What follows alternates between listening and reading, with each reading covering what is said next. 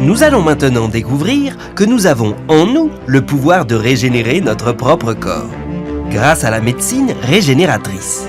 Le principe est simple, utiliser les ressources de notre corps pour le réparer.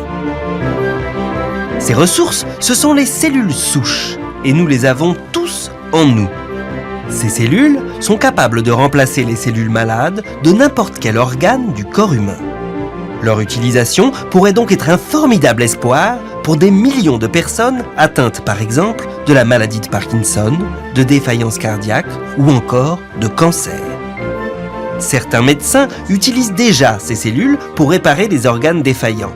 D'autres, comme Anthony Atala, un des pionniers de cette nouvelle médecine, sont capables de régénérer entièrement des organes ou des parties du corps. Alors les médicaments de demain seraient-ils tout simplement en nous ? Les scientifiques ont cherché à comprendre pourquoi certaines espèces comme les salamandres avaient la capacité de se régénérer. Elles ont tout simplement en elles un stock impressionnant de cellules souches qui, contrairement aux nôtres inaccessibles et peu nombreuses, circulent en permanence dans leur corps et sont capables de le régénérer. Mais qu'est-ce que les cellules souches exactement ? Les cellules souches sont les toutes premières cellules qui apparaissent après la fécondation. À ce stade, on les appelle des cellules souches embryonnaires, c'est-à-dire qu'elles vont devenir un embryon. Elles sont capables de se transformer en n'importe laquelle des 400 cellules que compte le corps humain, en cellules de peau, de cœur ou d'os. À l'âge adulte, nous conservons encore quelques cellules souches, en faible quantité, dans la moelle osseuse, mais aussi dans le sang, les muscles ou bien les tissus adipeux. Elles sont aussi capables de se transformer, mais seulement en quelques dizaines de cellules. Découvertes il y a 60 ans, ces cellules souches adultes étaient jusqu'alors très difficiles à exploiter. Mais les cellules souches embryonnaires, même si elles sont plus efficaces, posent un problème éthique majeur, puisqu'il faut les recueillir au tout début de la formation d'un embryon humain. Leur utilisation est donc extrêmement contrôlée. Les cellules souches adultes sont donc une vraie alternative. Les techniques se sont améliorées et il est aujourd'hui possible de les utiliser pour réparer nos organes défaillants. Nous sommes au CHU de Toulouse, dans le service du professeur Roncalli, un chirurgien cardiaque renommé. Ce matin, il vient contrôler le cœur de l'un de ses patients. Professeur Roncalli, bonjour. Bonjour. Comment allez-vous ? Ça va très bien. Très bien. Allez, Oui. je vous amène. Abdallah Abdoul Maged souffre d'une insuffisance cardiaque depuis 15 ans. Il attendait depuis 2 ans une greffe du cœur qui ne venait pas. Le professeur lui a alors proposé de réparer son cœur grâce aux cellules souches dans le cadre d'un essai clinique. Ce que nous avons initié, c'est d'essayer d'améliorer sa fonction cardiaque avec des cellules de son corps lui-même, ce qu'on appelle une transplantation autologue. Et pour cela, on a réalisé une ponction au niveau de la moelle osseuse. On récupère des cellules qu'on appelle les cellules souches. Ces cellules ont la capacité de recréer des vaisseaux et d'interagir avec les cellules de son cœur malade. Le traitement à base de cellules souches, c'était sa dernière chance. Sans ce traitement, étant donné l'état de son cœur, ce père de famille de 57 ans ne serait pas là aujourd'hui. J'ai fait mon premier infarctus en 99. C'était un matin à 8h du matin. Et j'étais dans mon potager et je suis tombé. J'avais 41 ans et on m'a posé 2 stents pour refaire circuler le sang. Ça ne m'a pas empêché d'avoir 2 autres infarctus par la suite quand même. Et alors je suis arrivé à un moment donné où le cœur, il n'en pouvait plus. Mais comment des cellules de moelle osseuse peuvent-elles réparer un cœur défaillant ?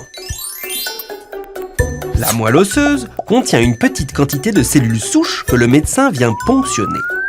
Ensuite, ces cellules sont placées dans un milieu nutritif qui leur permet de se multiplier. Quand elles sont assez nombreuses, elles sont réinjectées dans le cœur du patient en passant par son artère fémorale. Un échange entre les cellules du cœur et les cellules souches démarre alors. De petites molécules signalent aux cellules souches où elles se trouvent. Elles comprennent alors qu'elles doivent se transformer en cellules de muscles cardiaques et entament leur mutation.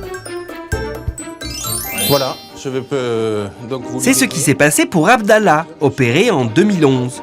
Depuis, les zones de son cœur qui ne se contractaient plus battent à nouveau normalement. Pour lui, c'est une nouvelle vie. Et un rendez-vous à la salle Je marchais sur 500 mètres, il fallait le faire en 2 fois. Maintenant, je fais des kilomètres et des kilomètres. Je vis une nouvelle vie. Voilà, c'est comme quelqu'un qui est quasiment décédé et qui est revenu à la vie. D'ici 2020, ce traitement sera accessible à tous, car la législation vient de donner à la cellule un nouveau statut, celui de médicament.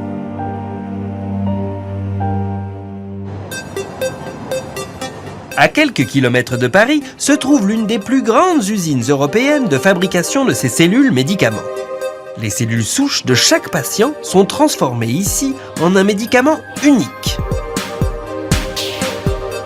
Pierre-Noël Lirsac, le PDG de la société, n'a qu'un objectif, faire de la médecine personnalisée pour le plus grand nombre. C'est un médicament qui est fait à partir des cellules d'un patient pour le même patient, greffé au même patient. Faire industriel, c'est avoir un procédé qui permet de produire en grand nombre, en parallèle, ce médicament, de la même manière, quel que soit le patient. C'est dans cette pièce totalement hermétique que l'on fabrique ces médicaments du futur. Pour cela, il faut extraire la bonne cellule pour l'amplifier. Une étape très délicate car très peu de cellules souches sont recueillies pour chaque patient. Grâce à ce liquide rouge très nutritif, elles vont se démultiplier en des millions d'autres. Au bout de 3 semaines de nutrition et d'incubation, le médicament est prêt à être injecté. Quand tous les essais seront validés, ce laboratoire pharmaceutique pourra chaque année fournir 5000 lots de médicaments sur mesure pour traiter l'insuffisance cardiaque ou même des cancers comme le mélanome ou la leucémie. Si ces traitements ont prouvé leur efficacité, la seule problématique reste économique, car une seule injection peut valoir plusieurs milliers d'euros. Si aujourd'hui nous sommes capables de réparer un cœur, demain nous pourrions peut-être le recréer entièrement. Dans ce domaine, la recherche avance à grands pas. De l'autre côté de l'Atlantique, la recherche avance même à pas de géant. À quelques kilomètres de Pittsburgh se trouve le Wake Forest Institute, le temple de la médecine régénératrice. Anthony Atala, l'un des pionniers de la régénération d'organes, veut aller encore plus loin. Dans ce laboratoire, avec son équipe de chercheurs, il a déjà recréé une trentaine d'organes et de tissus. Offrir de l'espoir aux malades est un rêve d'enfant qui se réalise. Mais ce médecin urologue a très vite été confronté aux limites de la médecine en matière de greffe. L'un des plus grands défis que l'on rencontre en médecine, c'est le manque de tissus et d'organes pour réparer ou remplacer.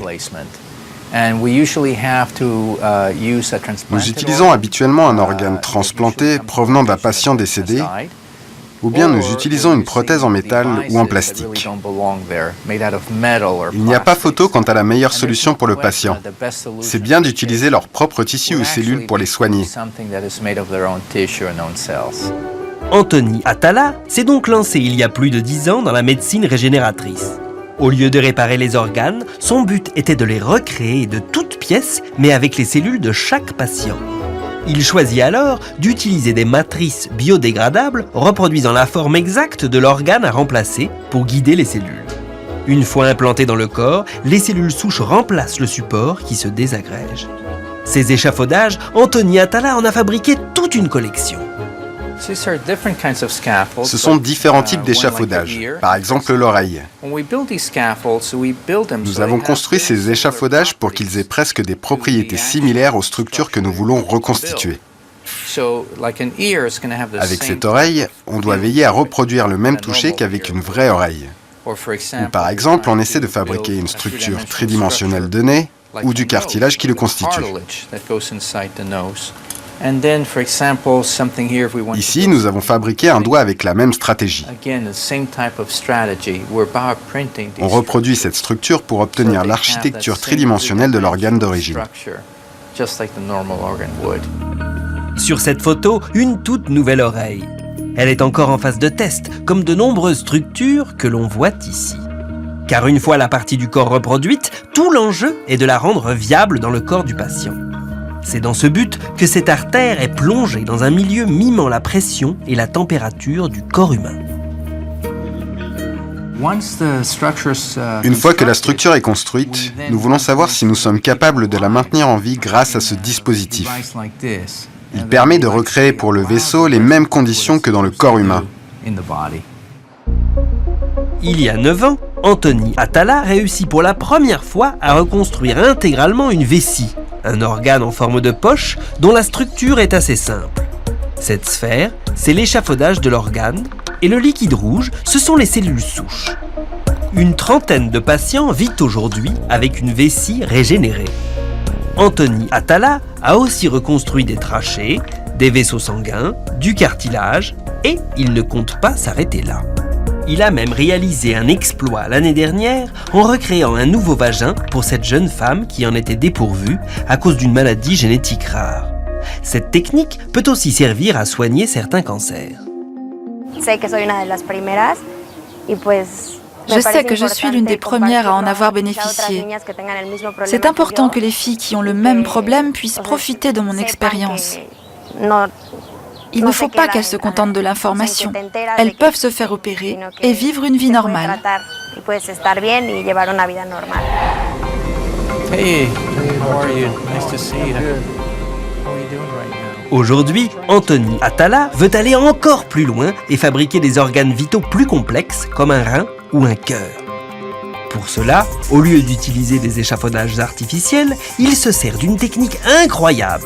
Récupérer les matrices d'organes de patients décédés et ne pouvant pas être greffés pour être au plus près de l'architecture de l'organe à reproduire. Le concept serait de se servir de reins de donneurs humains qui n'ont pas été exploités. Quand quelqu'un perd la vie, ces organes ne sont pas utilisés.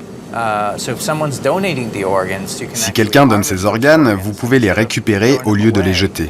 En fait, vous pouvez les nettoyer en utilisant un détergent biologique et réutiliser la structure avec les propres cellules du patient. Pour réussir cette prouesse, Anthony Atala vide un organe de toutes ses cellules pour ne conserver que sa matrice, un ensemble de protéines constituant une sorte de squelette de l'organe. Cette structure vide pourra alors être occupée par les nouvelles cellules du patient. L'organe greffé sera donc 100% naturel. Un des grands espoirs dans ce domaine, c'est que si vous avez un organe défaillant, vous pouvez le réparer et le changer, comme on le fait pour n'importe quelle pièce de voiture. Des organes fabriqués à la demande, comme de simples pièces détachées, l'idée relevait jusqu'ici de la science-fiction. Aujourd'hui, une révolution médicale est en marche.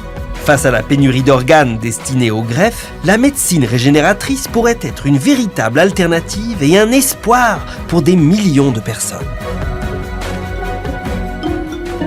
En attendant que la médecine régénératrice arrive à maturité, le don d'organes reste la principale solution. En Allemagne, 11 000 personnes sont en attente d'une greffe et en France, elles sont plus de 18 000. Sur arte.tv/futurmag, découvrez de nouvelles applications permettant de se déclarer très facilement en faveur du don d'organes et de le faire savoir au plus grand nombre.